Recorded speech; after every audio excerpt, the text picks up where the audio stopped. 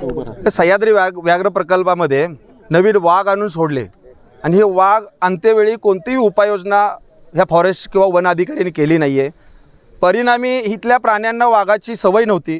बाकीचे इतर प्राणी होते, गवा असेल, बिबट्या असेल किंवा डुक्कर, जे रानडुक्करातले जे जंगली प्राणी असेल, हे सगळेच्या सगळे गावामध्ये येऊन बसलेत आणि त्यामुळं प्रचंड गावामध्ये दहशतीचे वातावरण झालेलं आहे. गावामध्ये अनेक नागरिकांवरती हल्ले, एक काय दोन लहान मुलांना खाल्लं बिबट्यानी, अनेक गव्यांनी लोकांवरती हल्ले केलेत. लोक आज जीवनमरणाच्या दारात आहेत आणि शेती तर अजिबातच राखलेली नाही.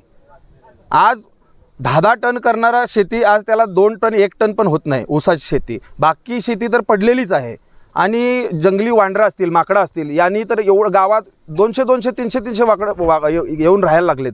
तर ही भयानक परिस्थितीला इथल्या शेतकऱ्यांची जीवन मरणाची परिस्थिती झालेली आहे. जगायचं कसं इथल्या शेतकऱ्यांनी? म्हणून आम्ही ह्या भागातील सर्व शेतकरी एकत्र घेऊन आज ह्या व्याघ्र प्रकल्पामध्ये जंगल सत्याग्रह केलेला आहे आणि ही सुरुवात आहे. ताबडतोब वनमंत्र्यांनी, जिल्हाधिकारी असतील किंवा वन अधिकारी असतील, यांनी या गोष्टीचा गांभीर्याने विचार करावा. आमच्या गावातील जेवढे काही वन्य प्राणी आहेत ह्या जंगलामध्ये आणून सोडावे, ह्या जंगलाला कुंपण घालावे, आमच्या बेसिक मागण्या आहेत. हे जर नाही केलं तर यापुढे भविष्यात तीव्र आंदोलन आम्ही या 4 तालुक्यातून करणार असं आम्ही या ठिकाणी सांगतो. आणि खाली कशामुळे वाघ सोडल्यापासून वाघ खाली इथं वाघ आल्यानंतर वाघाच्या भीतीनं सर्व आले, कारण वाघ इतर प्राण्यांना खातो, बरोबर आहे. इथल्या प्राण्यांना वाघाची सवय नव्हती आणि मग हे सर्व भिवून, किंवा दुसरी गोष्ट इथं खायला पण काही नाही. तुम्ही आत्ता जर बघितलं आजूबाजूला कुठलीही उपाययोजना नाही, चारा नाही आहे. ह्या उन्हाळ्यामध्ये जे गवे आहेत त्यांना चारा असायला पाहिजे, इतर प्राण्यांना पाण्याची सोय असायला पाहिजे, कोणतीही सोय नाही आहे. फक्त पर्यटक आणून इथं शासनाचा खर्च आणून भ्रष्टाचार करणे, पर्यटक आणून पैसा कमवणं, एवढाच उद्योग चालू आहे. इथं पर्यटकांना प्राणी पण दिसत नाहीत. खेदाची गोष्ट आहे. कसलं व्याघ्र प्रकल्प? कुणाला वाघ दिसलाय दाखवा. पण फक्त हे शासनाला कुठला तरी व्याघ्र प्रकल्प डेव्हलप केला दाखवायचा आहे, पण त्याच्यावर खर्च करायचा नाही. त्यामुळं नागरिकांच्या जीविताशी खेळ होतोय. 1972चा कायदा शेतकऱ्यांना आता काय शेतात घरात म्हणजे शेतकऱ्यांच्या घरावर हल्ला केला, माणसावर हल्ला केला तरी आम्ही वाघाला काय करायचं नाही, पण वाघाने आम्हाला खाल्लं तर मग त्याचं नुकसान भरपाई देणार. मग अशी आमची मागणी आहे की जर आमच्या माणसाला खाल्लं तर आम्ही वाघाला मारतो, तुम्ही नुकसान भरपाई द्या, आम्ही देतो तुम्हाला नुकसान भरपाई. चालेल का? नाही चालेल. मग शासनानं मानव धर्म पहिला महत्त्वाचा ठेवला पाहिजे, मानवापेक्षा प्राणी महत्त्वाचा नाही. ह्या कायद्यात पण सुधारणा करायला पाहिजे आणि इथल्या लोकांना न्याय दिला पाहिजे.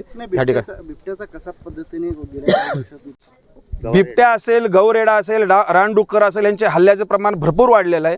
पूर्वी फार कमी होतं, पण आत्ता हे वाघ सोडले ना त्यापासून भरपूर प्राणी गावात खाली आलेत आणि प्रमाण अधिक वाढलेलं आहे. तुम्ही मागणी करताय ही का? हां, बिबट्या पाळायची तुम्ही? हो, आमच्या गावात कुत्रं ठेवलं नाही. आज जंगली प्राणी इथं आले, मग बिबटे आमच्या गावात आले, ते जर हे रेस्क्यू करू शकत नाहीत, ते इकडे आणू शकत नाही, तर गव्हर्नमेंटचं किंवा सरकारचं असं मत आहे, वनमंत्र्याचं असं मत आहे की सहजीवन जगा. मग सहजीवन असं जगता येतं का? जंगली प्राणी आम्ही सहजीवन जगायला गेला तर आम्हाला खाणार ना. मग जर आम्ही पाळला तर सहजीवन होईल. म्हणून आम्ही म्हणतो की बिबट्या पाळायची परवानगी द्या आम्हाला. आमच्या शेतीची राखण करेल, आमच्या घराची राखण करेल, आमच्या सर्व समाजाची राखण करेल आणि आमची शेती सुरक्षित राहील. तुम्ही सगळेजण जंगलाचे इशारा काय? आम्ही आता अल्टिमेटम दिलाय. जर 21 दिवसामध्ये जर ह्यांनी आमच्या मागण्या पूर्ण नाही केल्या, मागण्या मान्य नाही केल्या, तर आम्ही, तुम्हाला माहिती आहे आम्ही आंदोलन कसं करतो आणि हे आमची शिराळा तालुक्यातली जनता ही क्रांतिकारी जनता आहे.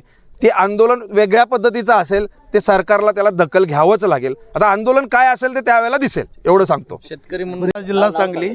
माझं नाव सावळा भाऊ पाटील. आज या अभयारण्यामुळं निव्वळ आमचं गाव 10 किलोमीटरवर आज चांदोली अभयारण्यापासून असून आज आमच्या गावातला जो 7-8 हजार टन ऊस जात होता साखर कारखान्यांना, तो आता अवघ्या 1000 टनावर आला आहे.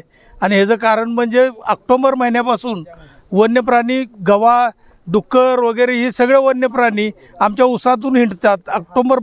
ऑक्टोबरला जसा वरचा हिरवा चारा वाळू लागला की गव्यांनी खालच्या नागरी वस्तीत शिरकाव करतात आणि ऊसाच्या शेतातनं वगैरे ऑक्टोबरपासून फिरतात.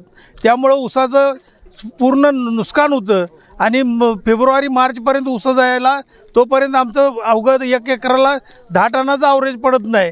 इतकी गंभीर परिस्थिती आमच्या मंदुरगावची झाली आहे.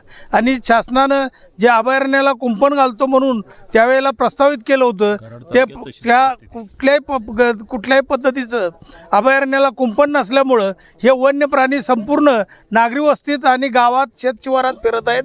याची शासनानं तातडीनं दखल घ्यावी व वरच्या वरिष्ठ पातळीवर कार्यवाही करावी. राजवाडा, उकळू तालुका, शेवाडी जिल्हा, कोल्हापूर. आम्ही चांदोली अभयारण्याच्या शेजारील गाव आहे आमचं, उकळू आणि मंदूर. या गावची जवळजवळ 1000 ते 1200 एकर जमीन पडून आहे. कारण जंगलातलं जे प्राणी आहेत ह्या जंगलाला कुंपण नसल्यामुळं ते खाली शेतात येत आहे आणि शेताच्या भीतीमुळे गेली 15 वर्षे ही जमीन आमची पडून आहे. तर आमची सरकारकडे एक मागणी अशी आहे की ह्या पडलेल्या जमिनीचं आमचं भुईभाडं म्हणून जसं उसाला दर प्रति गुंठ्याला मिळतात त्याचा हिशोब करून आम्हाला हे मिळावं आणि ह्या प्राण्याचा बंदोबस्त करावा आणि चांदोली अभयारण्याला कुंपण घालावं. मी सुहास पाटील, माझी रेठरे, तालुका शेवाडी या ठिकाणी जवळपास 6-7 एकर जमीन आहे. या ठिकाणी मी पूर्वी जवळपास 350-400 टन ऊस काढत होतो, पण या ठिकाणी जंगली गवे आणि जंगली श्वापदाच्या त्रासामुळं जवळपास आज 20-25 टनसुद्धा खर्च आम्हाला निघेनासा झाला आहे. तर या ठिकाणी आम्ही आमचं निवेदन शांततेच्या स्वरूपात दिलेलं आहे. तानाजीराव बोलले त्या पद्धतीनं जर 21 दिवसात जर शासनानं आमची दखल नाही घेतली तर या पुढचं आंदोलन आमचं शासनाला परवडण्यासारखं नसणार आहे, एवढंच या ठिकाणी सांगतो.